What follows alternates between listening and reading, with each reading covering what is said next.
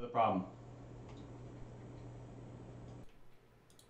Testing again. Hello again. What's up? I have fixed the problem. Good looking out, Gle. And can't catch him as well.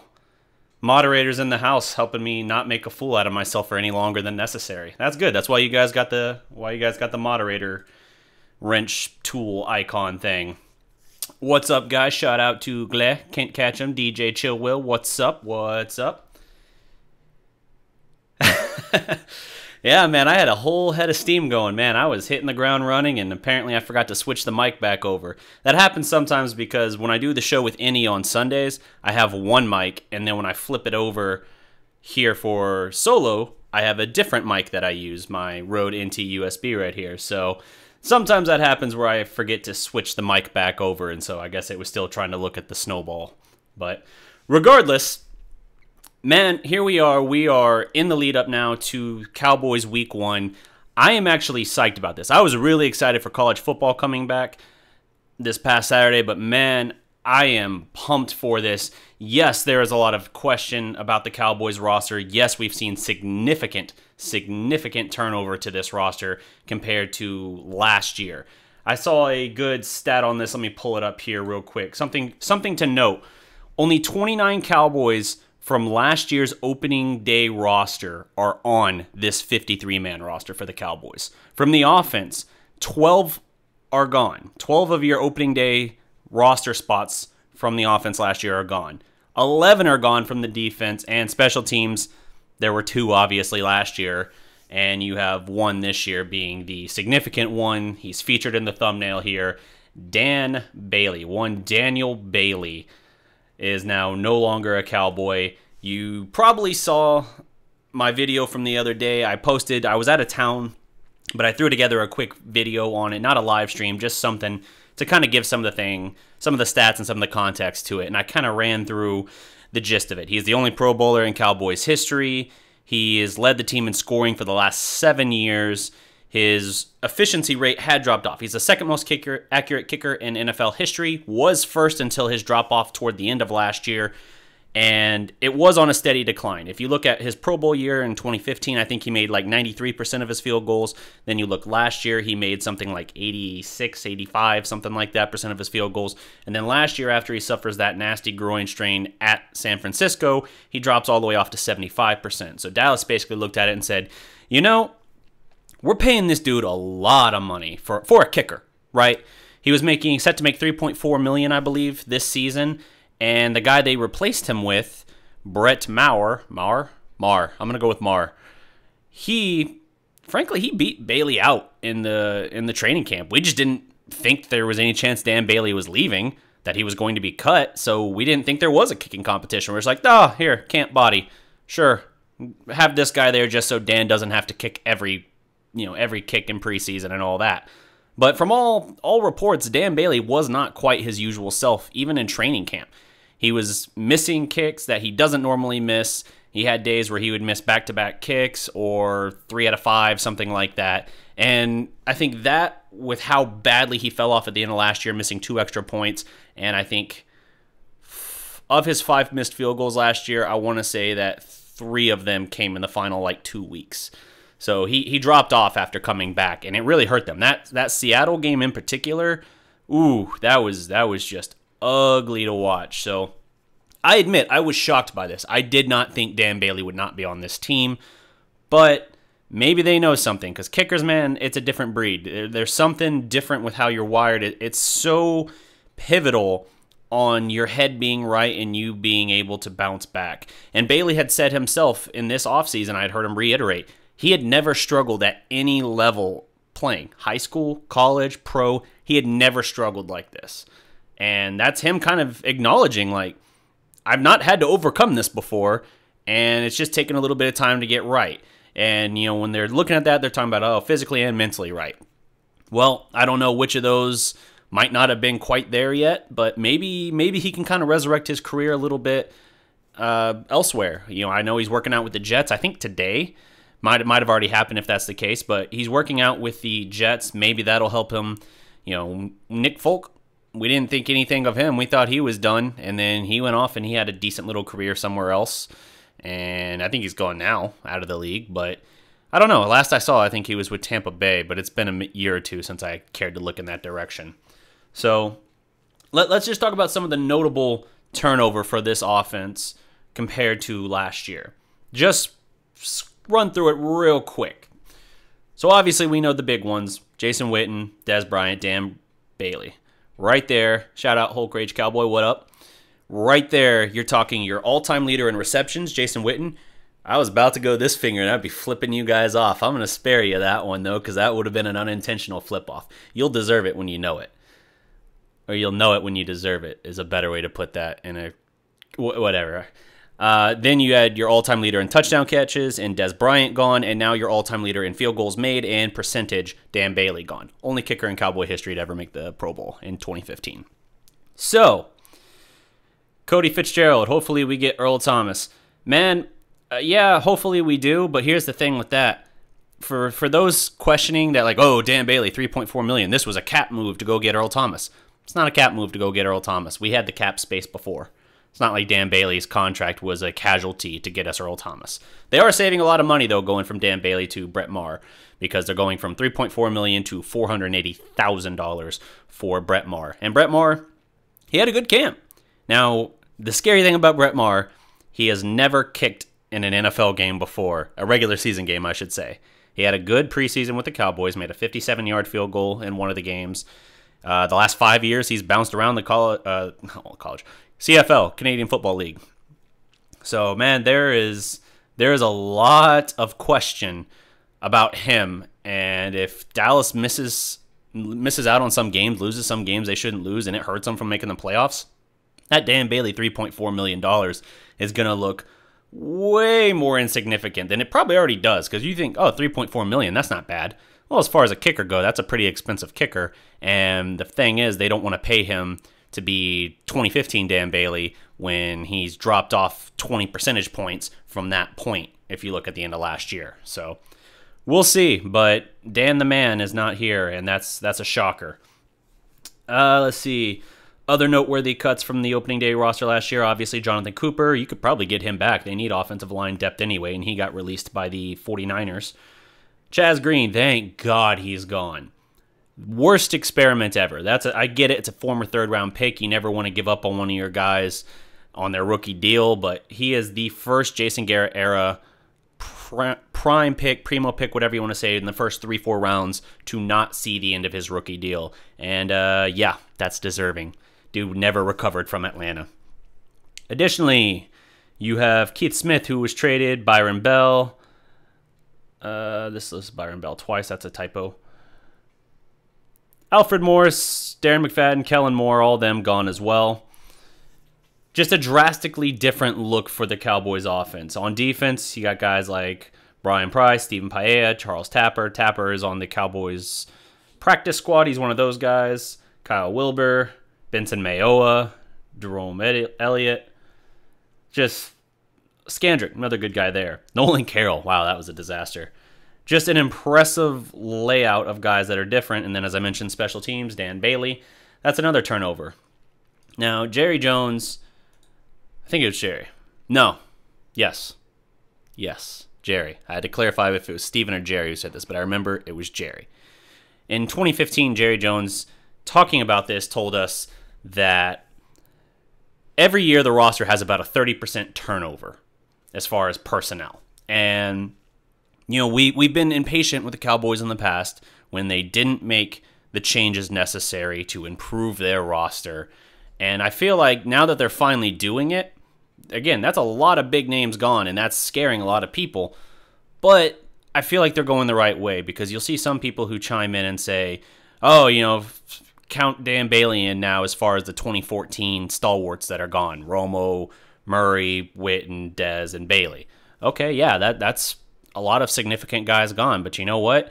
Romo's not in the league anymore. DeMarco's not in the league anymore. Dez Bryant is looking for a job still right now. Granted, he's turned down a couple. He could be in the league if he wanted to be. Just guys like that. I mean, Bailey's still in the league, and Witten retired too. So of that batch, only Bailey is still actively looking for a job. I mean, again, Dez is as well, but Dez is kind of off in his own world doing his own thing. I don't pretend to understand or know what's going on with Dez. I still think he'll land somewhere. I think he's got a lot left in the tank. It's just a matter of where he ends up. So, with all that said, if you're still living in the 2014 past saying, hey, if we had those guys, we could do it. We could still win it all. No, let's not look at that. Let's not think that, because that's pretty... The league moves quickly. If you're 2 years removed from that, which we're well past at this point, the window's kind of already closed for that batch of guys, really. Especially with how old guys like Romo and Witten were especially, but even Dez pushing 30 and all that. Bailey's 30 as well. Murray, yeah, pretty much the same for all of them. So, let's see here. Shout out D. Wilson. I've heard we have $19.5 million. What do we think we use it for? Well, the $19.5 million, that's clarification for why the Bailey cut doesn't make any... It wasn't a move to get Earl Thomas. It's irrelevant compared to that. But it's still something where they have money to play with. The question is, what do they use it for? Now, they got a lot of money next year, too. They're finally, for the first time in a long time, say what you will about disagreeing with Stephen Jones on how he roster builds in certain ways. He's finally gotten the Cowboys out of a situation where year in, year out, they have significant dead money. Because that's all we used to do. We used to just kick the can down the road. We'd restructure a deal, give a guy a bonus up front, and push his guaranteed money back. That's why Romo retired, and we owed him nearly $20 million. And we're finally getting to a point where we're not facing that. And that's very refreshing if you're a Cowboy fan, because suddenly we have money, and we can go get somebody. That's nice. So you just have to see what they're able to do with it. Could they go get an Earl Thomas? Sure. And I would like if they got Earl Thomas, because I'm of the mind, I know that there are people who disagree with this, and even some Cowboy insiders who disagree with this. They view it as he's a 29 going on 30-year-old safety, and if you're giving him a big deal, then you're paying him something like $15 million. I can't remember the exact contract for Eric Berry, I think, who has the highest deal right now with Kansas City. I can't remember his exact numbers, but you're talking about big money to a 30-year-old safety, and he's a little bit of an undersized 30-year-old safety at that. So that will scare a lot of people away. And I understand it, because he's not going to get better than he is right now. He's already reached his peak, and he's already coming down from that peak. I get it, but I view it like this. If you're Dallas, your best opportunity to win is to win while your quarterback, and in this case, hey, your running back as well, are on rookie deals, because it's team friendly. If you look at Seattle, for instance, when they won their Super Bowl, Russell Wilson was on a rookie deal, and they spent all of the money on the defense. When they go back, same structure. I think it's the last year of his rookie deal when they do that, and same thing, still that same structure. Then he goes and gets paid, and suddenly they have to start letting guys go.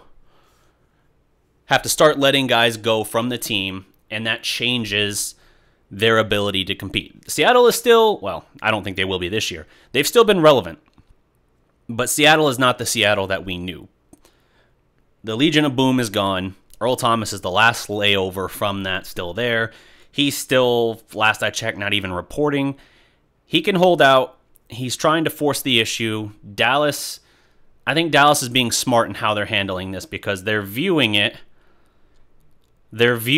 as we aren't going to overpay, because right now Seattle wants a first and a third, which I think is just a bluff. They know they're not getting a first and a third, but they know Dallas is in a little bit of a bind, especially at safety right now as far as depth and health and things like that. So they're trying to get Dallas to blink. Dallas wisely is not blinking. I'm not giving you a first and a third for Earl Thomas, even if I want him on the team, because Earl will have to play at some point this year. He can't hold out the whole year. Not only is that an astronomical amount of money you expect a guy to give up, but you're still looking at a situation where if he doesn't play by week 10, he's not eligible for unrestricted free agency. So that's a whole game changer right there for Earl Thomas and his situation if he takes that approach. And for that reason alone, I don't see any way in which Earl Thomas sits out the whole season and all that. So he's going to play. It's just a matter of if he returns at some point even without a new deal to Seattle, or if he forces the deal somewhere else, whatever. I think probably more than likely he plays the year with Seattle at this point. I could be wrong, but when you have people saying he's going to be in Dallas before the Carolina game, possibly, but that feels like a way shot in the dark to me. Oh, man, let's see here. Brett Bender, what's up? I know that if Maher misses any field goals, going to be on top of him with the Bailey wouldn't miss that. You're absolutely right. And here's the thing about that. That's inevitable no matter what the situation, right? Dak came in, even in 2016, when Dak came in and won 13 games as a starter, set the record in the league as far as most wins by a rookie starter, offensive rookie of the year as well. Even when he was doing that, you still had people saying every time he missed a throw, Romo wouldn't have missed that. Okay, well, for most of the season, Romo had a broken back, so I wasn't really concerned with it. But then once Romo was healthy and cleared, you had that talk. Every time Dak missed a throw, that was the talk you heard, and it was distracting. Dak played pretty well that year regarding that, even with those whispers. Romo then bows out. Dak starts last year, all right, not great, not as good as 2016, but he started fine. And then in the last 8 games, he implodes because he has Tyron Smith and Zeke Elliott on the field with him for a grand total of 3 plays in the final 8 games. So that drastically hurts when you're missing your perennial all-pro left tackle and your Pro Bowl running back, probably a top 3-4 running back in the league in Zeke Elliott. Now, last year, Zeke wasn't quite the Zeke of 2016, and I think Zeke will be much better this year because he's in better shape. He seems more focused and driven. I think he understands that a big part of why Dallas missed out narrowly on the playoffs last year was because of his situation. Him being gone 6 games really hurt them. They lose 3 brutal games in a row to start that off before kind of hanging on for dear life until he got back. And then, obviously, we know what happened with Seattle. So, Uzi E, can Luka Doncic kick? Talking about another top-end draft pick, if he can fill in as kicker. I don't think that's going to be on the table. Oh, D. Wilson, to answer your question, I don't know exactly what they spend that $19.5 million on. It gives them options, but I don't know what move of significance they can do other than if they did like an Earl Thomas right now. Stevie Mack, funny how when Foles got cut, he eventually went to the Jets and now... Oh, not Foles, Folk, F-O-L-K. But yes, you're right, absolutely, Stevie Mack. That is where Nick Folk wound up. And then he ended up going to Tampa Bay, where the only reason I know he was in Tampa Bay because he went full Nick Folk and missed a couple easy kicks that would have won them a game late in the season, I want to say. And that stood out then. Philly NDK, what's up, dude? I know you're an Eagles fan, clearly. You're here to troll. That's cool, but we don't really roll that way. If you want to talk, go ahead and talk, but I'm not going to humor it. I mean, if you want to have a discussion, sure. Justin Quarles, Eagles only. Oh no, that's just reading the trash talk. I don't care about that. D Wilson, thumbs up. That's what's up. Andrew DeCall, honestly, DDP, a part of me feels that they probably won't do anything with this newfound $70 million plus they'll have in free agency. $70 million plus. I think you're talking about the Mavericks. If you're talking $70 million plus, does Dallas have that much next year? I can't remember the exact figure. Maybe you're right. I think Dallas definitely has a lot of money open next year. I don't know if it's that crazy of an open thing. Oh, okay. Good to know. Uzi E, who's out there that we can get at free agents? I mean, because of the big cut down Saturday, you have a lot of names out there, right? Because every team in the league has to cut down one big roster cut down. You don't have waves of it this year like you've had in the past, and so you had basically 1,000 dudes. That's a slight exaggeration, hitting the market at the same time. And there is quality out there. I mean, most teams, if they hear, hey, a Dan Bailey just came available, they're kind of like doing a double take unless they're really secure about their kicker. And like, really? What's it going to cost to get him? Like, so it does change the game. I don't know if Dallas finds anyone who's like a starter, certainly at this stage, but they could find good depth. They're still looking for offensive line depth, and frankly, they got to address backup quarterback, dude. Cooper Rush, that as good as he was last year in the preseason, he was ass in this preseason. So I don't know what the deal with Cooper Rush is. I don't feel comfortable at all. If Dak misses even 3 games, I'm knocking on wood here. If Dak misses even 3 games, I have zero faith in Cooper Rush to go do something for us. Now, Mike White, I'm more intrigued by. He's more rough right now than Cooper, believe it or not, but he's got much better arm talent and strength. I just think because he came from like Western Kentucky, he needs a little bit of time on your practice squad and to develop. I think he can be a very capable backup, but he's not there yet. And Cooper Rush was an undrafted free agent, dude. If that's the guy you want to roll with on your 53, which clearly they have, I don't like it. I want to see what else is out there. Here's an interesting note as well.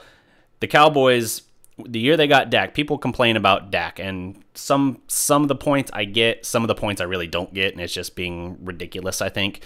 But for the people who complain about Dak, keep in mind, Jerry tried, he fought like hell for Dallas to trade back up into the back end of the first round, the same year we got Zeke, and to draft Paxton Lynch. And he got one-upped for his offer by the Denver Broncos.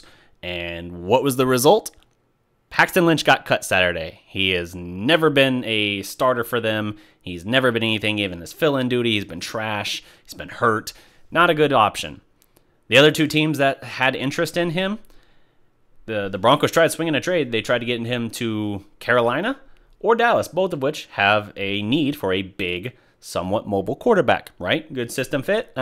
No, neither team bid on a trade. So Paxton Lynch was a flame out, and Jerry really wanted him. That's one of the good times and more telling times in recent history where Stephen Jones winning that argument, winning that debate in the draft room made a huge difference.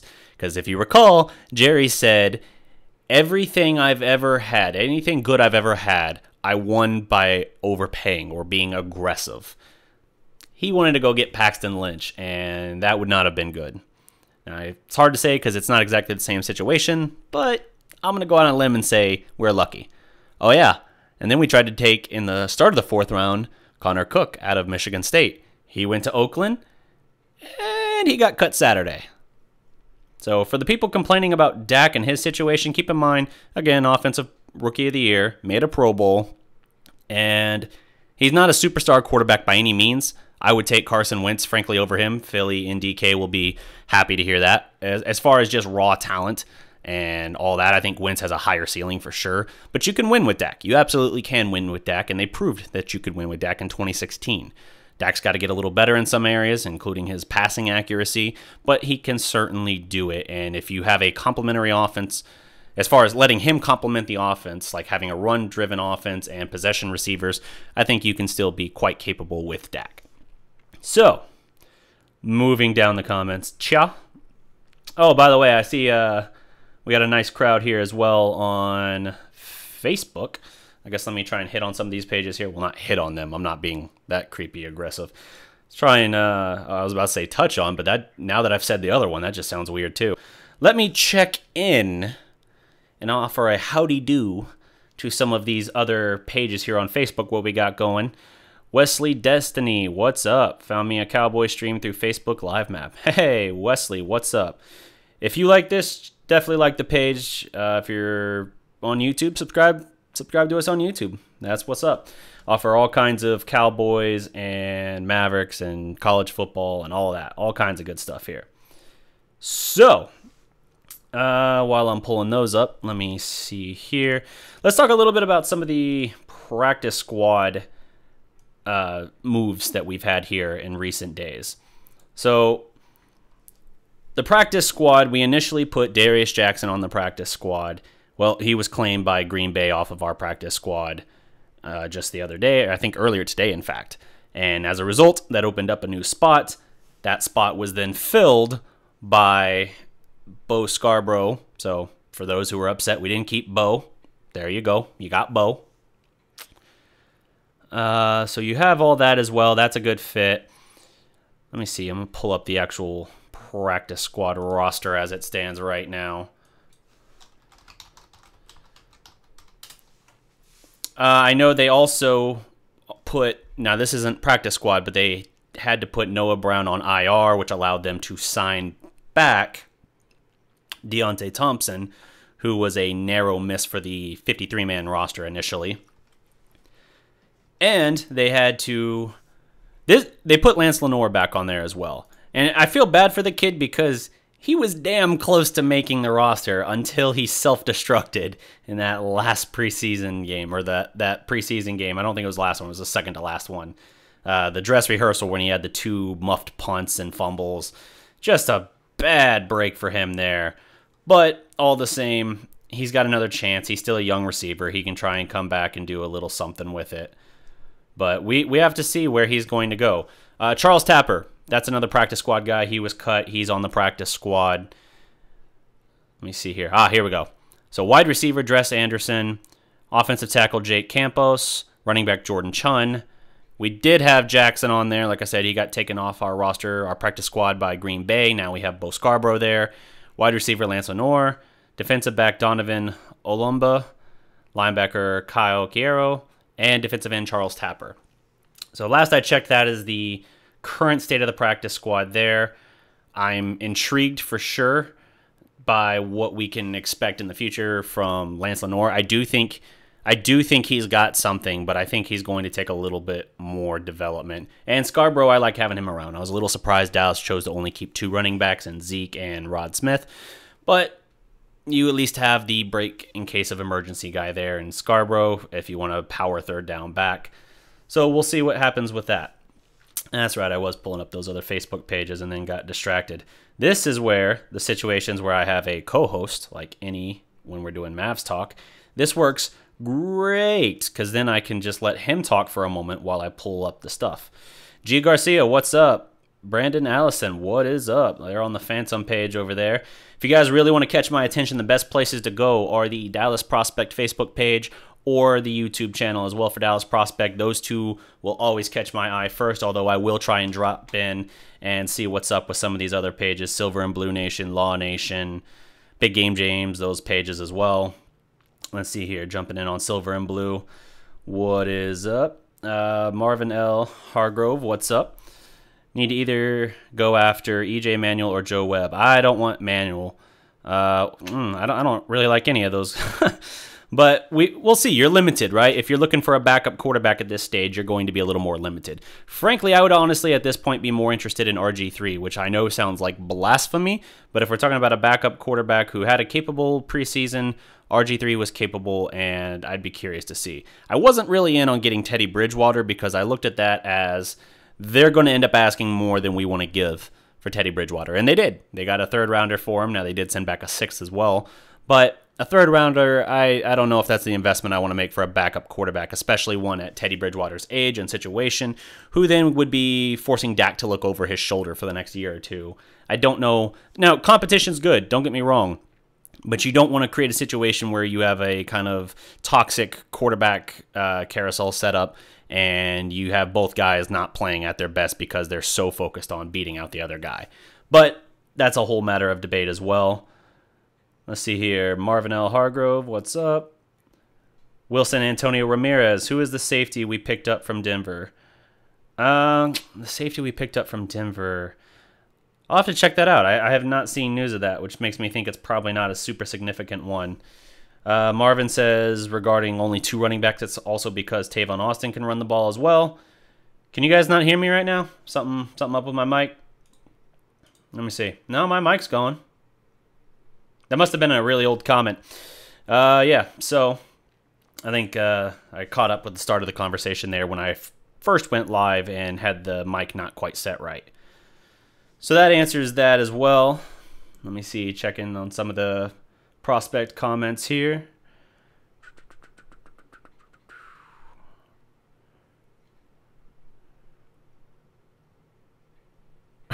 Healthy trash talk between the Philly fan and our guys. All right. Keep it civil, guys. That's all I ask. Brent Bender. Didn't Jerry want to draft Johnny Manziel in 14 and got talked out of it? Yes, that is another significant one as well. Now, I have heard that was somewhat exaggerated, to be perfectly honest.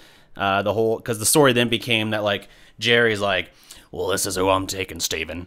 And he starts walking like he's going to walk to the podium, or not the podium, but give it to whoever then takes the card to the podium for Roger Goodell to read. And then Stephen Jones runs up and just karate chopped it out of his hand. Maybe not quite that over the top, but the report is that Stephen had to take the card out of Jerry's hand that had Johnny Manziel's name on it. That sounds like that's been a bit of an exaggeration.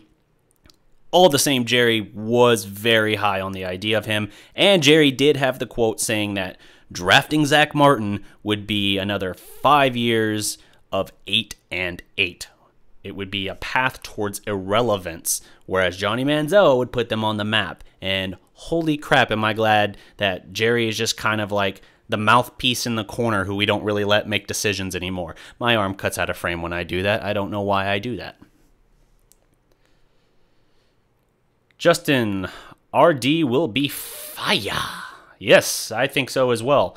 I think that the defensive line in particular will be very good. I am encouraged by what I see out of the linebacking core as well. Jalen Smith looks very good. I think he looks about as close as he looked to Notre Dame Jalen Smith as we've seen. And hey, credit to him. There was a time when the Cowboys took the second-round picks and Randy Gregory and Jalen Smith. Now, obviously, very different reasons for why this was said, but there was talk and belief among some that neither of them would ever see the field for the Cowboys. And in Randy Gregory's case in particular, he really tried to prove that for a while. Now, obviously, he saw the field, but I mean, as far as a consistent guy you can rely on and have year in, year out, because he played most of 2015 and then was all messed up by 16 and 17. Played 2 games over the course of 16 and 17. So, with that, you now have both of them looking like in camp, like 2 of the better players we have. Probably 2 of the best players we have. Jalen Smith has looked really, really good. I see a lot from him that we didn't see last year. He doesn't have the hitch when he changes directions. He's explosive. He's moving through traffic. These are all things he wasn't very good at last year.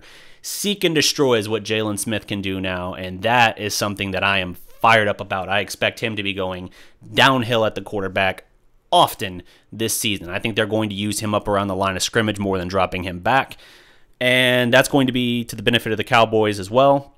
Then you got Randy Gregory, who, from a physical standpoint thing, now I know he's been gone for 2 years, so some people look at this and they want to say, well, how can you expect anything from him? How can you anticipate him being anything of significance for this team? Well, he's added a lot of size and strength. His upper body's built. Lower body still, a little bit.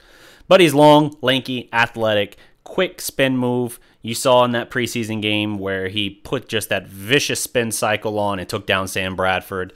That was a thing of beauty. I think that he can be a very good complementary piece of this defensive line, and he'll probably be a starter, which is crazy to think, especially for how late he came into camp, that we could be in this situation. So I really want to see what we can get out of Randy Gregory. I do think he is making strides forward. And hey, because of his suspensions, we have him under contract for 2 more years, this year and next. Whereas before, he would have been free after this year. So that works out well as well. Now you've got him under control for a rookie contract, and you're not like, ooh, can we trust him after 1 year maybe? Now I'm getting a little ahead of myself. It's day-to-day with Randy Gregory. He is fully cleared, fully not in any trouble with the league. He is active for week 1. There are going to be a lot of meetings over the course of the season where, like, there's going to be times where he has to miss a practice because he has to meet with the league's certified doctor and all of that. Now, people are going to freak out about it every time it happens because we freaked out about it the last time it happened. Like, oh my God, why is he possibly getting suspended again? It's always going to be a meeting, and it just might happen where that's the only time the doctor he has to meet with every 4 weeks or whatever is only available for that time, so he'll miss practice for those reasons. And the Cowboys understand that. So the fact that the Cowboys have them, they took both of them. They were both second-round gambles, and now they'll have them for the regular season, and both of them look like they're suddenly at least teasing that they can reach kind of the expectation as far as talent and the impact they can have. That is really good for Dallas. Now, you could say, man, but when you drafted them, you had to wait a little while before you really got anything out of those investments, and that's true. That is true, but we live in the here and now. Let's just look at the future and say, hey, we like what we got. And yes, as Coops11 says, we get David Irving back as well after 4 weeks. That means this defensive line could be stout. defensive line could be damn good this year. I like what I see out of the secondary, the linebackers.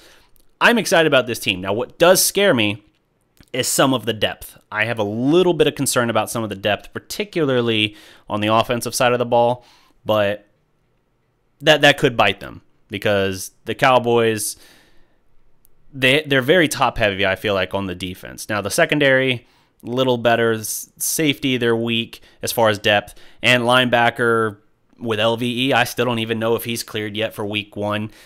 And, man, when that dude strained his groin, we were told, oh, no. They were cautious about it. That's why they took him out of practice.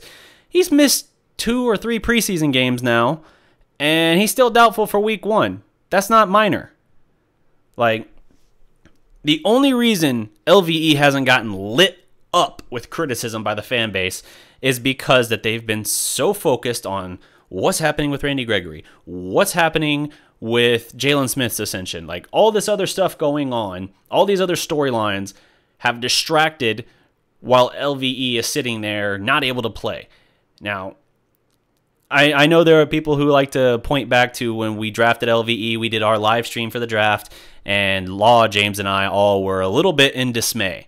Now, it's not because we hate the kid as a player. It's because we felt like at pick 19, I want a day 1 starter. Taco the year before at like pick 27, 29, whatever he was.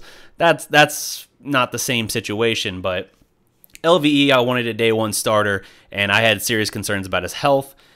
It's not even his neck that's keeping him out now. He's had an ankle and a groin that have both made him miss some chunks of time. And I don't know, man. I don't know. I see the athleticism. I hear he can cover well, but I'm kind of disappointed with what I've seen so far. Now, it's early. He's got a lot of time to make up for it, but the early eye test is not looking super strong for LVE, and that's one of the reasons that even though the starting linebacking core looks really good, I do have some questions about that. Let's see here on the Law Nation chat. Tyler Decline. What's up? Floyd Peria. What's up? Ray Schnitzel. I don't know. I'm trying. I'm just sitting here cursing to myself as I stutter trying to say this. Carrie Teagle, what's up? Oh, man. All right, let me jump now to the Big Game James page here. Like I said, guys, you want to catch my attention, best places to do it are the Dallas Prospect Facebook page or the Dallas Prospect YouTube channel. I will jump through all these other pages, platforms, all that to try and make sure I'm, covering the bases for you guys, but I cycle through them less often than I see the main ones in front of me. So, let's see here. Oh, some of the same people I see. Yeah, okay. I ran through those shout-outs on that already. So, let me take a look here at the Prospect YouTube here. I see a lot of comments been rolling by me. Let's see. Shout out, by the way, to my moderators. Doing a great job, guys. My newly appointed moderators. Let's see. Still got debate going on between Wentz and Dak, I guess. I don't know.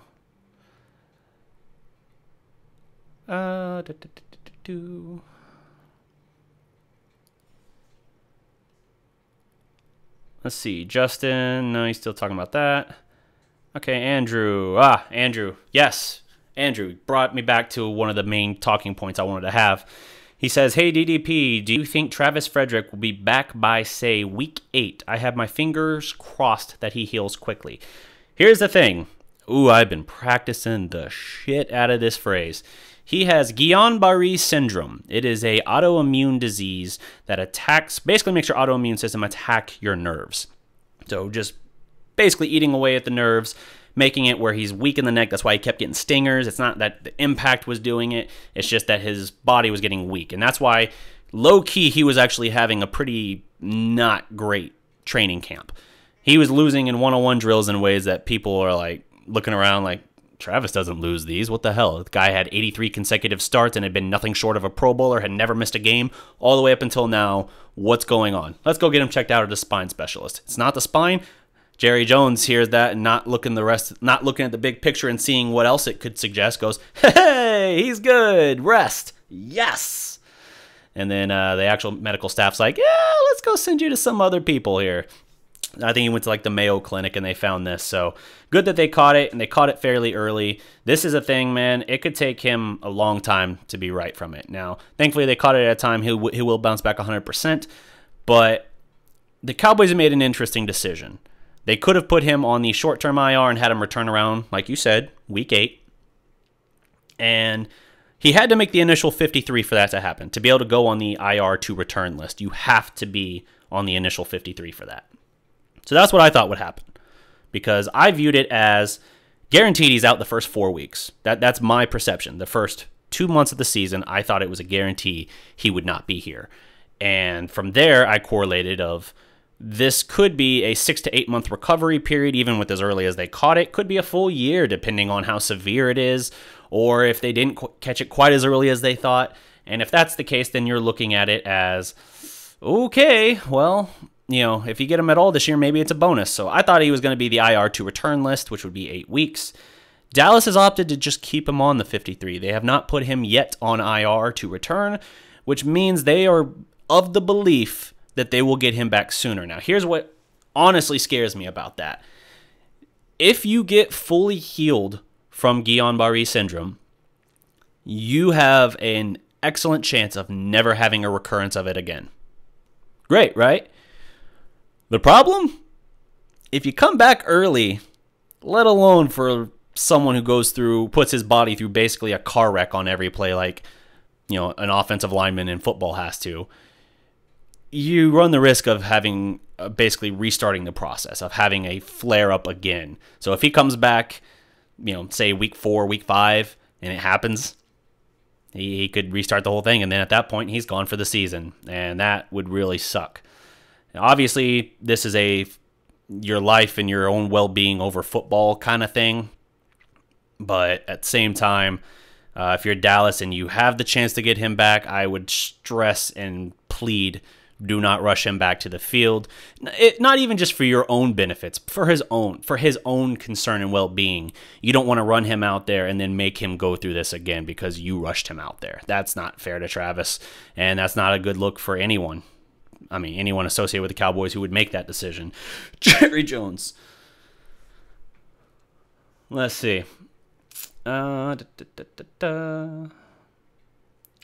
Rage Cowboy. Dak healthy and ready to go. Yes, sirree. Dak is healthy, and the Cowboys better hope he stays healthy all season long.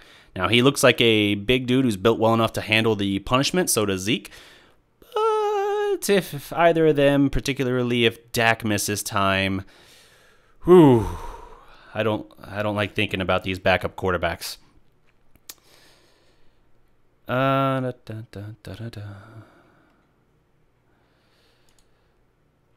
to make sure I don't skip over anything, but I'm having to like tiptoe around some of this spirited discussion. The Sanchez is in the market. We'll never go down that path again. Mark Sanchez, no thank you. Paxton Lynch, no thank you. I honestly, if you're asking me Paxton Lynch or Connor Cook, I would give you Connor Cook before I gave you Paxton Lynch. Justin Quarles, I just posted this. Oh, no, that's part of that discussion again. Continue to tiptoe around that. Can't catch him. Thank bejesus. I'm putting my spin on that just for flavor's sake. Missed out on all the QBs he wanted and then selected Dak. Yeah, and fun fact, Dak Prescott was a compensatory pick for DeMarco Murray's departure. Ding-ding-ding. The more you know. That was a really bad pantomime. But yes, Dak was a compensatory pick from DeMarco's departure, I believe. And that's interesting too. The first pick the Cowboys took in the 4th round that year, Charles Tapper. DJ Chill Will Evans. God, your name is awesome. At DDP, we got Bo back along with Deontay Thompson back on the 53. So basically we only lost Jackson, but Chun is similar to him, so pretty good in my opinion. Slight clarification on that. Bo Scarborough is on the practice squad, not on the 53. But yes, and Chun is similar to Darius Jackson. I would have liked to have kept Darius Jackson.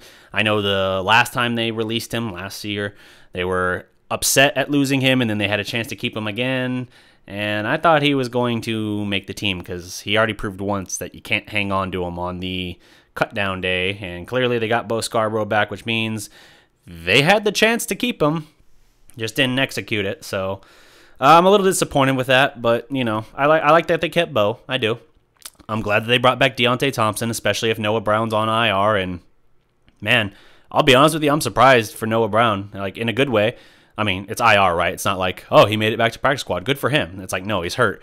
But I'm glad the Cowboys didn't just give up on him because I do think Noah Brown has ability, has talent, and could be a really good fit for them. But IR doesn't help him, and he's a 7th-round pick, so it's going to be hard to overcome for him. And obviously being hurt all training camp pretty much like he has been and now going on IR, not good. Not good. Let's see here. Andrew, Dak is better than Paxton Lynch. Stephen Jones once again proves his worth.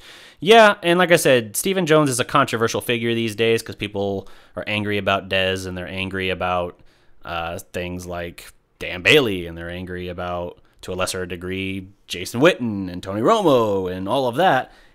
There's more to it than that, though, man. It's Stephen Jones is a very fiscally conservative person.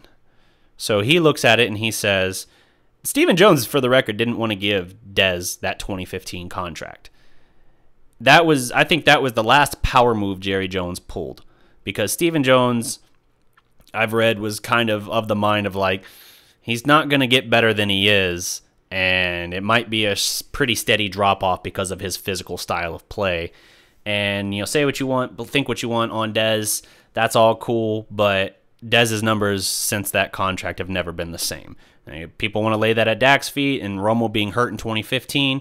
2015, even if Romo was there, I don't think Dez would have been great because Dez was dealing with foot injuries and ankle injuries, and you know we know all the kind of extra stuff that came with that. But that was never a move he wanted. Stephen Jones' decision was DeMarco Murray. Stephen Jones' decision was Dan Bailey and all these other cost-cutting measurements, basically, that the Cowboys have taken. And that changes the game. That changes the perception. And you can hate that if you want. And I understand it sucks seeing some of these guys go when you feel like, no, they were supposed to be there when we finally got, back to number 6 or got to the chance to get number 6. And I get it. I do. But man, football does not wait. And if DeMarco Murray was still your starting running back, I would not feel great about this team. I honestly wouldn't. I love DeMarco. I followed him at OU as well. I like him, but I think that ultimately he made the right decision in that regard. So you just have to be pragmatic, and because of his pragmatic business decision-making, we now have a lot of money moving forward that we can do stuff with where you can lock up a DeMarcus Lawrence. If he gets through this year and he produces like last year and stays healthy, then yes, I'm on board with that. Lock him up. You can lock up a DeMarcus Lawrence. You can, I know this is a controversial statement too, you can extend Dak Prescott. You can extend Zeke Elliott. Like, the money that you're saving from all of this allows you to do those things. So we'll see. But I do think he is, from a business sense, moving them in the right direction. That is a more fiscally responsible direction. And when you look at some of Jerry's, like if you're like, oh, no, I don't want Steven's decision making. All right, well, let's look at Jerry. Paxton Lynch, Connor Cook, Johnny Manziel. You look at any of those and you're like, no, please no, it's a horror film. So no, just roll with it. You're choosing from one of two worlds. And even if you don't fully agree with this over here, even if it's not paradise, it's much better than the alternative. So just roll with it. Because unfortunately, the Jones family's not giving up this team anytime soon.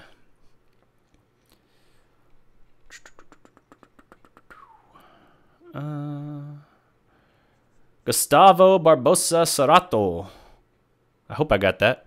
I probably got about half of it and then botched the rest, in which case I apologize. Talking RG3. Yes, RG3 for backup. I would be on board with that. I would. It's another athletic quarterback. He's not RG3 of Washington, but I think he's a capable backup. And he would allow you to keep kind of a similar style of play to what you have when you got Dak in there. So I view that as a win if you do that. Yes, Kent Ketchum, you make a good point. He does get hurt. But if you're looking at that, then he's your backup and hopefully not playing him more than 3 games anyway. So we'll see. I mean, he did get hurt in like the 1 game he played for the Browns. So,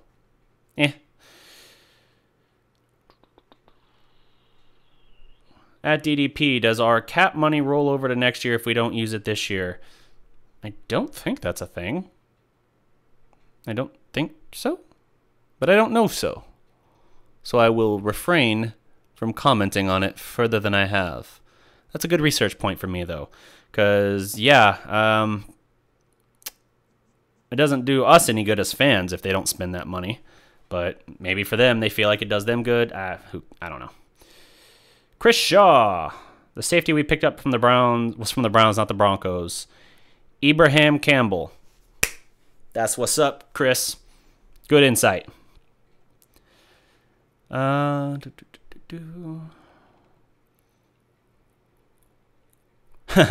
like it. I like the drastic point from Justin. Randy Gregory will either get kicked out of the NFL or be a perennial All-Pro.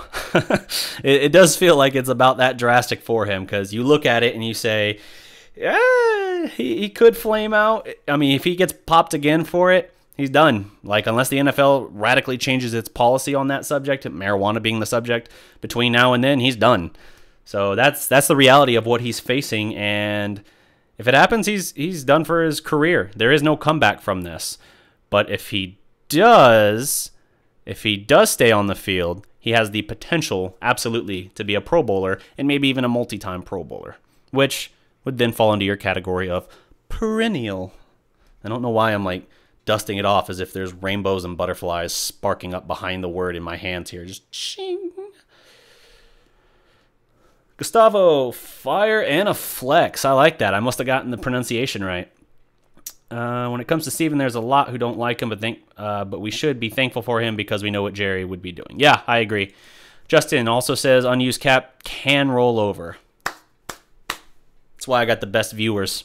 Got the best viewers on here on the Dallas Prospect YouTube channel. And also you lovelies over there on Facebook as well, on the Dallas Prospect Facebook page. Phantom. Oh, hey, Carrie Teagle, what's up on the Dallas Prospect page? I hear you. Let's see here. Let me make sure I'm hitting on some of your questions. I don't want you to be left out. I will be the first to admit I was shocked when Rico Gathers did make the roster, because the dude chose the dumbest time to get arrested. Literally, like the night before, like 8 a.m. the team executives and coaches and all that were coming in and having their meeting on cut down day, and Rico gets arrested. So like, when you're ruined by pot and you're going to be driving around Frisco with pot, come on. Like, I get it. Pot's not near the taboo thing in society that it used to be. Good. But come on, man. Like, in the NFL, it still will get you banned. And now he's going to go into the substance abuse program. And it's just like, dude, I'm shocked you stayed on the team, because, yes, you've got the athletic talent, but you're not quite all there in terms of processing and understanding. When you block the right guy, according to Jerry, you do a great job. The problem is getting you to the right guy and the right protections and things like that, because you don't want your quarterback getting killed because of Rico. I view it like this, though. He's an athletic freak. He can go win jump balls. You know who else wasn't a great route runner? Dez Bryant. I am speaking really fast right now. Dez Bryant was not a great route runner.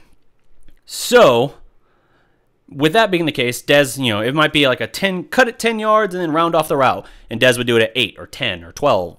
If he did 10, he'd be doing it right. Come on, DDP, get with the program.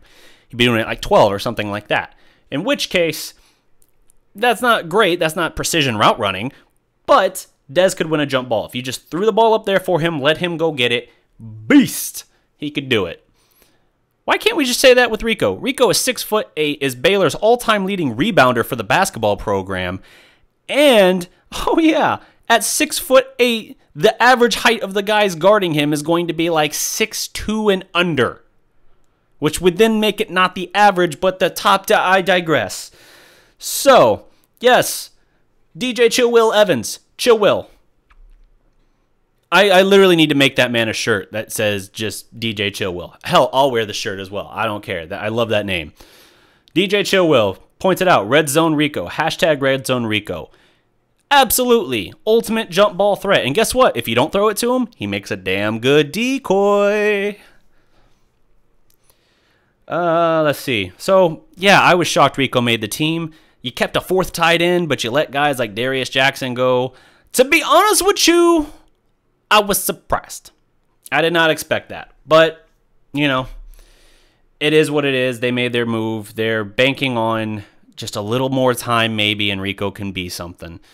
I tend to think when you do these experiments, 3 years is the max. So if Rico isn't something by the end of this year, cut bait, move on. You could have made the argument for cutting bait and moving on before because they were not giving him the opportunities to be successful in training camp. They weren't featuring him. They weren't playing him heavily enough. And as a result, you saw him in this really kind of purgatory state where he was easily forgotten about unless he made like a badass one-handed catch or something, in which case you go, ooh, oh wait, where'd he go?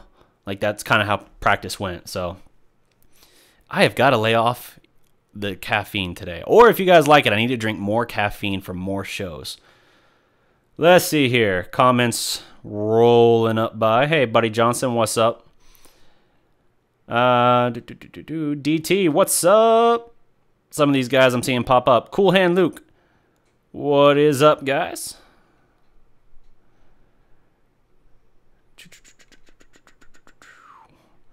DJ Chillwill, not really us holding the Earl Thomas trade. It's Seattle. Agreed. DDP, oh, I already read that. Chris Killians, what's up, man? Did you hear Bo Scarborough is back on the practice squad? Yes, sir, I did. I like that acquisition back onto the practice squad. I like him. I also like Darius Jackson. If you ask me which one I wanted to pick of the two, who I would insist on keeping, I might have told you Darius Jackson, but I do like Bo Scarborough as well. So I'm happy he's back. If we had to lose Darius Jackson to Green Bay plucking him off our practice squad, I am at least happy that we have Bo Scarborough as a... That's a hell of a consolation, I think. Cap not spent goes into next year, says DT. That's how the Jets and Browns save so much cap space. Adding extra context to the information. That's why you guys are the best. Cap does roll over. DDP, Justin got the answer for me. He needs to be a mod and analysis. Justin, where you at, Justin? Justin Quarles. Wait. Come on. Come on, Justin. There we go. You guys are probably wondering what the hell I'm doing. I'm trying to make the comments roll down to his name. Congratulations, Justin. You've been upgraded. Moderator. All right. So, DJ Chillwill. I just got that one. Gustavo. Any chance of Eric Reed if Earl Thomas doesn't want to come? Here's the thing with Eric Reed. Eric Reed, there is no chance. And it sucks, and it's... Yeah, sucks and it's stupid as to why. Because it's all about the anthem protest. Jerry made clear his feelings on that. No Cowboy player will be allowed to protest in any way, whether that's staying in the locker room, whether that's holding up a fist, whether that's kneeling. No protest, toe the line. That's what Jerry is saying. Agree or disagree, we're not getting into that. We're just saying that's the Cowboys' view on the anthem. Eric Reed is, next to Colin Kaepernick, the most recognizable figure of the anthem protests. And as a result, the Cowboys have said from day one of free agency, no thanks. There's a reason. It's a blackball viewpoint, but there's a reason Eric Reed is still out there. That's the most likely reason, because he's certainly good enough to be on a team's freaking training camp or something to that effect. The dude is a good safety. Not a great safety, but a good safety. I like him. But that's irrelevant for how the Cowboys view it. So, no, there will not be that. I do like, though, talking about a guy that's already here, I do like the future for Xavier Woods, but he's going to need a little bit of time in grooming, so to speak. And some of that is trial by fire. So we'll see what he can do, but I liked what I saw from him last year. The question is, do you have time to wait for him? Or, because he's not... He had a good number of interceptions in college, and he can lay the wood. I would argue he's going to do less hard hitting in the pros and more of kind of ball hawk kind of thing. But we should have to see. I think that probably, if you're going to play the style of play that Chris Richard likes to play for his cornerbacks, you got to have corners who can win in press coverage. I think they've got that for the most part. And by the way, that's why you kept seeing so many chances for Anthony Brown over Jordan Lewis, because that's why the arm reach is so important. That's why you saw that happening. And then when you pivot over and look at the safeties, the back of the defense, you have to have a guy. They basically had Chancellor, right, who could basically be, he was pretty much another linebacker because he played down by the line of scrimmage more, and he brought the wood every time he hit a dude. Meanwhile, that all works because you had an Earl Thomas who could go sideline to sideline and shut down everything. Phenomenal speed, instincts, explosion, all that, and a ball hawk. That is why the Seattle defense was so devastating. And if you're Dallas, you got the Jeff Heath, who is probably right now their best free safety and strong safety. Like, whichever you play him at, he's probably better than anything else they got right now. Although I do like Xavier Woods for for higher ceiling moving forward. But Jeff Heath is going to be one of your guys right now. And if you get Earl Thomas, there's a chance the guy you take off the field in that case is Xavier Woods and not Jeff Heath, which is who the fans would probably say get him off the field. But that's the reality of that situation. You might risk stunting the growth of Xavier Woods, and that's not cool. We'll see, though. I try not to go too much into the Earl Thomas talk until we hear something else concrete, but that's just kind of my analysis from what I've seen and what I've read. DJ Chill Will Schultz planted the weed in Rico's car. Schultz, man, he was a 4th rounder, but as far as the tight ends are concerned, I feel like he is not very close to ready. As far as being a starter, at least. We'll see on him. I think he's got a good high ceiling, but right now, yeah, you're probably looking Jeff Swaim as your starter. No, Blake Jarwin as your starter, and then Swaim, then probably Rico or Schultz. Those two are kind of interchangeable to me right now. I would argue Rico can bring you more to a game plan than Schultz can, but because Schultz is a 4th rounder, they don't want to put him on anything less than the roster. The 53-man roster, to be clear. Justin talking about Rico would only use him inside the 10-yard line. Yeah, probably fair.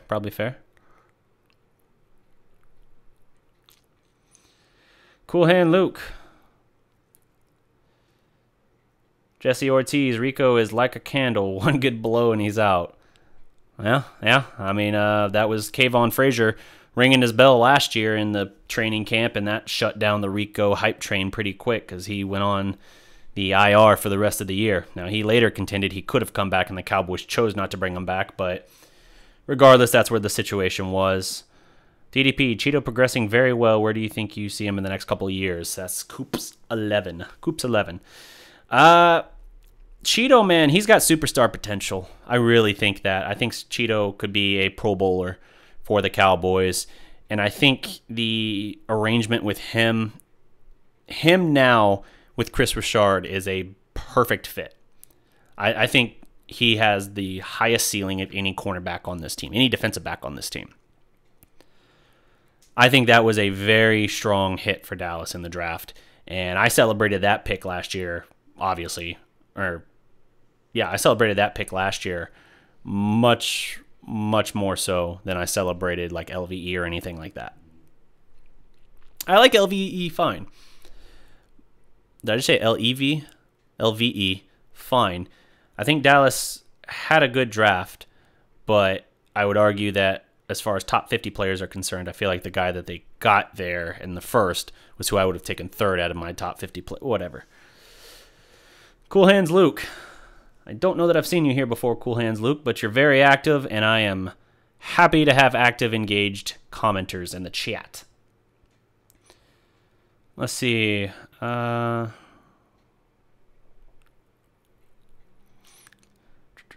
Cool Hands Luke. Chris Killens, Seattle is not on trade. Seattle's not going to trade ET until after week 3, unless we give up a 2 or a 3 in 2019.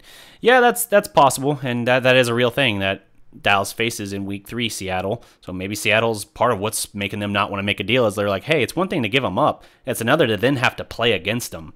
Like, that's not cool. And it's at Seattle, so it would be really weird for him and them. But, you know, it is what it is. We'll see how it shapes up, and hopefully it's a situation where they can make some kind of agreement down the road. I know we've gone over it a million times. They earmarked pick number 50 for him, but then when Connor Williams fell to them at that point, they were like, ha, never mind. We want this guy because he's a first-round talent. Got him. Cool. Set. Perfect. Sweet. Then they called them when their pick 81 rolled around, tried to make the deal for him. Then Seattle did not bite, and they said, well, whatever. We like this Michael Gallup kid a lot, which, by the way, mark my words, end of the season, your new number 1 receiver. He's going to be a starter probably day 1 anyway, and he's got a lot of people talking. Just remember, the first two people who were talking up that hype about him being the number 1, Big Game James and myself. Now, I will say, James might be even more right, and James was even bolder in her statement. I'm still saying by the end of the year. James is saying you might find yourself in that situation like by mid-season or something. He's very much on board with him taking over and pretty much being the dude really early on. Heath, week 1 starter. Jeff Heath, yes. Jeff Heath will be a week 1 starter. Xavier Woods is out. And, you know, he's out with a hamstring. He'll be out for at least week 1. We'll see when he comes back. But that's what they're facing there. They're going to have to get a little creative with who they put out there. You'll probably have Kayvon Frazier as your other starter. And he's been a dinged-up shoulder since, I think, the 3rd preseason game. So there are questions out there.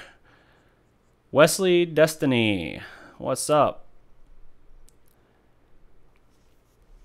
Let's see.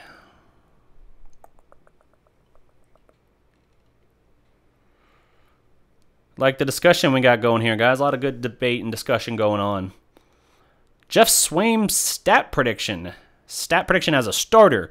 I think Blake Jarwin is your starter, but it's hard to say. I mean, on one hand, Swaim is the only guy on this roster with a regular season reception to his name, but I got to see. I don't know. I'm going to have to look at that and determine where I think that falls in.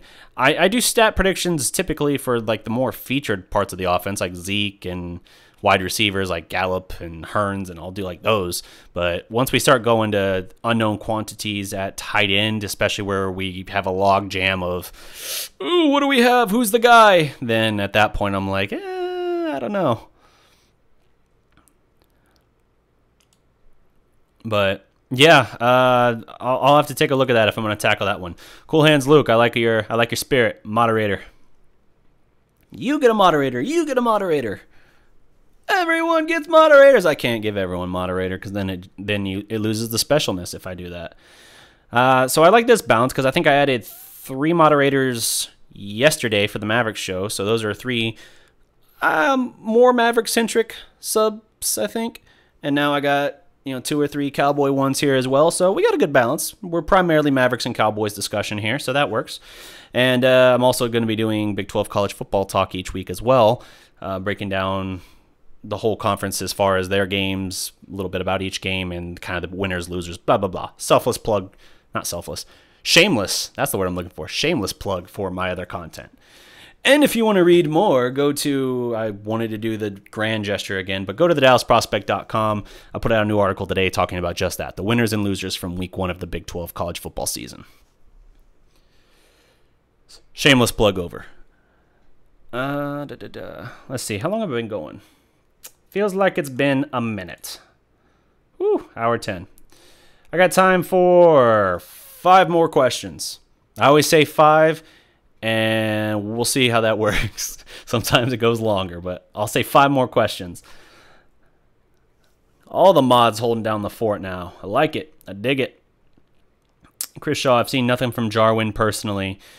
Yeah, like I said, none of the tight ends have really shown out a great deal in camp thus far. It's actually my single biggest positional question mark.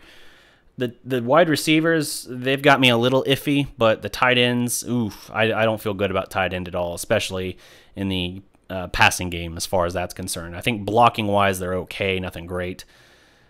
Glad I'm more Mavs. I'm only watching to make sure nobody fights. Well, Glad, that's why you're a moderator, because you're that all in on the Dallas Prospect channel, and I appreciate that. Andrew, so to switch it up a little bit, but I think K-State and West Virginia are sleepers in the Big 12 this year. K-State was down 24-12 to South Dakota at K-State and needed a 15-0 run to win in the fourth quarter. So I don't know about K-State, but West Virginia, I am 100% on board with you. I think K-State could be like a chirpy team who trips someone up. Sure, I could see that. I would say before I put before I put K-State in that sleeper pick for the Big 12 this year, I would put Iowa State there as well. Iowa State's a damn good coach, and they tripped up OU and TCU, who at the time were numbers 3 and 4 respectively in the Big 12 within a 3-week span. That sounded really cocky, didn't it? Like I was just like putting you on blast. I was not trying to put you on blast, sir. I was trying to flex my brain muscles a little bit with my knowledge drop, Andrew. Let's see. Coops 11. Zeke has been overshadowed a lot, but he is looking better. Yeah, he's been overshadowed because he hasn't played in the preseason. Like, well, did he play a little bit in the first game? No, Zeke has not played in the preseason. So that's kind of one of those things too. When people say they were worried about the passing game, people were really worried about that, and they're worried about the running game, and I don't get why, because it's like you haven't even seen Zeke. You haven't seen the Pro Bowler back there. Rod Smith has looked pretty good.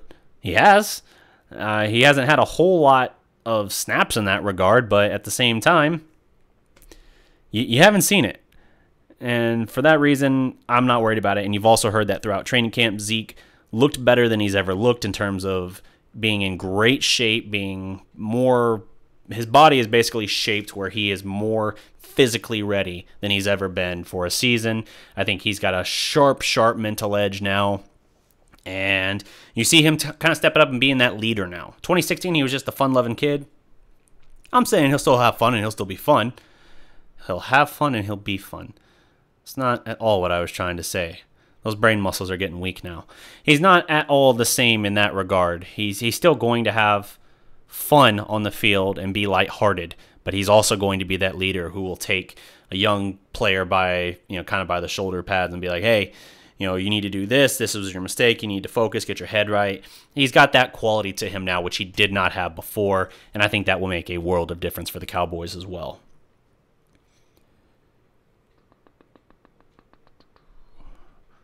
Who do I got winning, Dallas or Carolina? All right, Coops 11. Who do I got, Dallas or Carolina week 1? Well, let's view. We know Zach Martin will be back. Very, very likely will be back. We know that we have Kayvon Frazier back as well. That helps. I would like to have Xavier Woods back there, but we're not going to have him back there yet. No Frederick, obviously. We do have Dak and Zeke. Here's the thing. Carolina's offensive line is in shambles right now. 3 of their guards are injured. They have another guy that they just had to put on IR. I think their right tackle might be the only spot that's in a decent place right now, and that is the best situation they could have for a week 1 matchup, especially considering their own situation. So I'm going to take Dallas in a low-scoring game there. I'm going to say Dallas 18, Carolina 13. I think so. We'll see. That's not my official prediction, though. Just more you know. I got more of those coming. So, something to keep in mind, guys. We got something cool coming. This is like a preemptive announcement, I guess. So, be on the lookout. Law Nation and I are going to be doing a Cowboys live watch party this year. And we are going to be doing it, I think, every week of the season. I'm still confirming that. But come check us out. During the Cowboy game, we're going to be at Henry's Tavern in Plano, Texas. And we're going to be set up for a live remote. And we're going to be talking Cowboys. We'll do a pregame show, and we'll be streaming throughout the show as well. interacting with you guys, both in at Henry's Tavern with us and the people who can't make it but are in the chat. We'll be talking with everyone in that regard. We're basically going to make this as interactive of a watch party as we can, and it's going to be a lot of fun. So if you want to come out, meet Law and I, come out to Henry's Tavern for the game Sunday. I think it's a 3 o'clock game. So come check us out there and, hang out with us, have a drink, something like that. Unless you're one of our underage drinkers. Underage drinkers? Well, don't be that. Don't be one of our underage drinkers. I didn't say that. I did say that, but I didn't mean to say that. What I meant to say is one of our underage fans don't drink. I botched the hell out of that. But come out, hang out with us, have a drink with us, unless you can't have a drink with us, in which case just hang out, meet us. We'll toast a Dr. Pepper with you. Oh, some parent just got angry at me. Let's see here.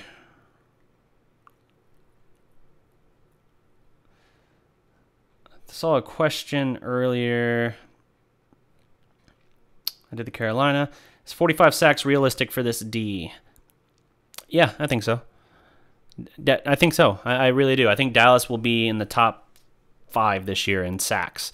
And I think 45 is reasonable. Now, it counts on David Irving coming back and being the David Irving we saw the first.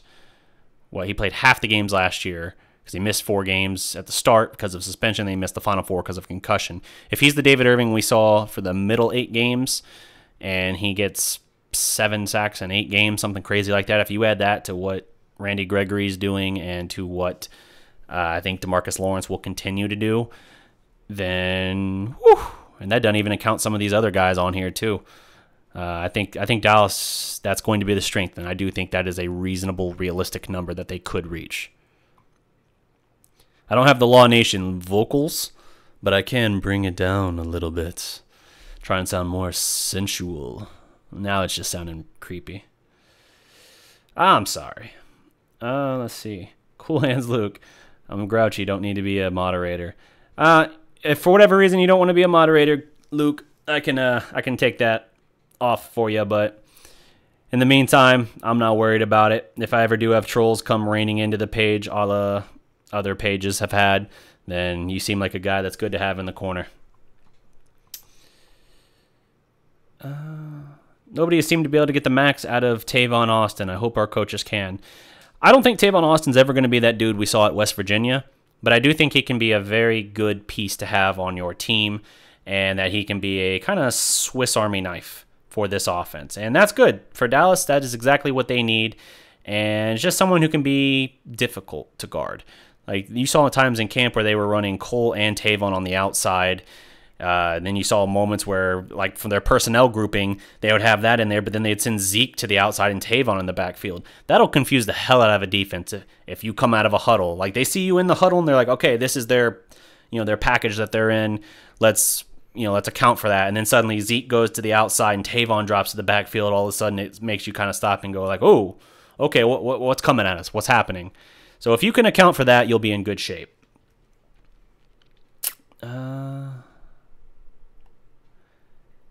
DJ Chilwell, how have I not already made that? All right. This is my last one of these for the day, but you're always in here and you're always down for the party. So DJ Chilwell, congrats, you are a moderator. I gotta like reel back my moderator spending now. I think I'm at 6 moderators in the last 24 hours. Oh, man. Yeah, there's not much of a troll problem here, Justin, but that's good. I mean, that's what we want. We want to foster a good environment for a good Cowboys discussion and talk, and we want to be as positive as we can be. We all of us here love the Cowboys. Well, not obviously the Eagles guy that was here, but we all love the Cowboys and we love talking about it. And I want to, as much as possible, have a positive kind of atmosphere around us. Now, there'll be times when we can kind of take our playful jabs and things like that, of course. But I think a positive environment's the best environment, because you want to bring someone somewhere where people are feeling good and you don't have people who are like, oh, I don't want to go there. People are always just arguing and it's just trolls everywhere. Kevin Beck, what's up, I said, what's up, DDP? If I'm reading your message, that works, but otherwise I'm just saying, what's up, me? That's not as cool. Everybody gets mods. Yeah, what's up, Kevin? If you're just dropping in and your timing is unfortunately not good as I am going into the wrap-up here. Thanks, DDP. I'm still just an agent, though. All right. Let's see here. Something cool as well. So if you guys, I'll go into like our show wrap-up here. If you guys if you haven't already, please subscribe to the channel. Check us out on social media. We are on Facebook. We are on Twitter at Dallas Prospect. We are on Instagram. Instagram will give you some kind of insight and preview into the things I'm working on. I'm working on a new retrospective series for the Dallas Mavericks that is, I'll be frank, really ambitious that I'm working on. And I'm excited as hell for it, but it's going to take me time, so I plead with you on that one to be patient. In the meantime, I will continue to put out videos, a new Mavericks video, a new Cowboys video every single week, and I'll also sprinkle in some stuff like every week I'll have a college football, at least a analysis video like winners and losers from the Big 12 the day after the games, so I guess on a Sunday. And I'll sprinkle in some other stuff along the way as well, like some WWE talk, some fantasy booking, things like that. I know that I have some people who really liked the one fantasy booking thing I did for an Attitude Era storyline, and I had a handful of people subscribe me for that, and I'm like, don't leave. I'm still working on it. I'm working on my next booking. It's just, admittedly, that is a lower priority for me than some of this other stuff. So we got lots of great stuff coming. If you want to support us, you can always hit that bell there for the notification squad. Be strong notification squad for sure. Also got the super chat option down there as well. You can donate to the Dallas Prospect YouTube channel that way. Or if you want to be a good strong P1 of this show, of this channel, there is always the option of Patreon, in which case we have currently 3 price points for that. Dollar gets you discount codes for like discounts for the t-shirts and all that, the Dallas Prospect t-shirts. I got a whole line of those that I'm working on that'll be coming out, and it'll get you early access to some of our retrospective series and behind the scenes stuff and all that I'm putting together.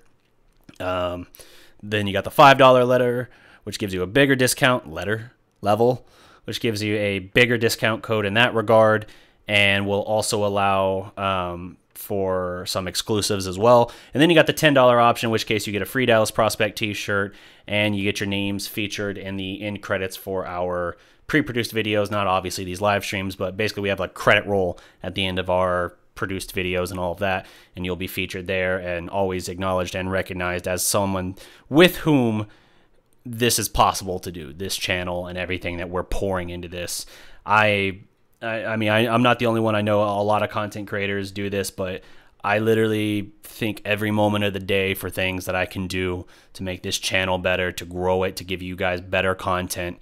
And I pretty much run myself into the ground trying to make that possible, make that happen.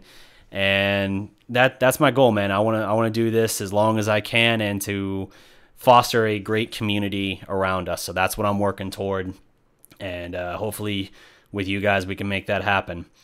Also, if you want to donate, or not donate, but if you want to ever send us some stuff, here's a P.O. box I set up for it as well. So if for whatever reason you have something you want to send, please, no, nothing explosive or drug related. That would be an awkward pickup for me. But send whatever you want that way. Through those means, we got this P.O. box here in Denton, Texas. If you want to send whatever, I don't even know, but I was encouraged nevertheless to set it up. So there it is if you guys want it. That's another way to get a hold of us as well. Let me do one last peek through the comments, make sure I'm not missing anything crazy. Yo, Justin, with the super chat. What is up, man? Thank you so much. Let's see here. Scroll back to where comment was. Oh, man. Yeah, thank you so much, Justin. Thanks, Dallas Prospect. Thank you. No, thank you, man. Donations like that make it possible for me to do this. And everything that comes in goes right back into the site, whether it be equipment, software. I want to ultimately get to the point where I can hire someone to help me edit, because I will be able to do a lot more pre-produced videos when I have that. Because editing, man, I'm not going to lie, editing takes up the bulk of my time on those videos whenever I'm putting them together. And for some of this new stuff, it's going to take some time and effort too. But I will gladly run it out and do all that on my own in the meantime. But that's the goal for one day, is to get to that point where I can afford to do that. But we'll do it. We'll make it happen. We'll make it pop. Does anyone use that phrase anymore? I don't even know what I'm saying. But yeah, let's see here. I think I'm up to date with all the questions here. So, let's see. Yeah. So that's going to do it for my time today, guys. Gotta learn to make a way to make those money drops without YouTube collecting a big chunk of the money. If you wanna go that route, if say you want to do $5, Cool Hands Luke, you could always do it on Patreon. It's set up where I think it does it up front, and then after the first month you could cut it off if you want. Or we have a PayPal Me that's in the description of our normal videos. It should be in the description of this one as well. A PayPal Me link where if you just want to send like $5 or something, that's an option as well. So no, I don't have a GoFundMe, but I do have the PayPal.me and the Patreon. Those are the other two ones I have set up. Am I mumbling? My bad. I try to enunciate a little better. But yeah, so if you guys want to support, those are the means to do it. And in the meantime, I will keep grinding. I will keep putting out the best content that I can, which way gets the most money to you. I would guess PayPal. Probably the PayPal Me link is probably the way that does the most. Patreon still gives me a good chunk of it. I have noticed Super Chat is a little more greedy with what YouTube takes of it, but any way you want to do, guys, it's all greatly appreciated. PayPal Me is probably the cleanest method if you want, like, it's close to 100%, or it might even be close to 100% of that actually getting to the creator in that case, whether it's me. Oh, okay, cool. I'm not mumbling. Good. All right. Well, once again, guys, that's my time for today. Thank you so much for watching. Thank you to everyone in the comments here, whether on the Dallas Prospect YouTube channel, the Facebook pages. We were on Phantom, Big Game James, Silver and Blue Nation, Law Nation, all of those. Thank you so much for supporting us, and continue to spread the word. Just remember, guys, every legend was once a prospect. Salute.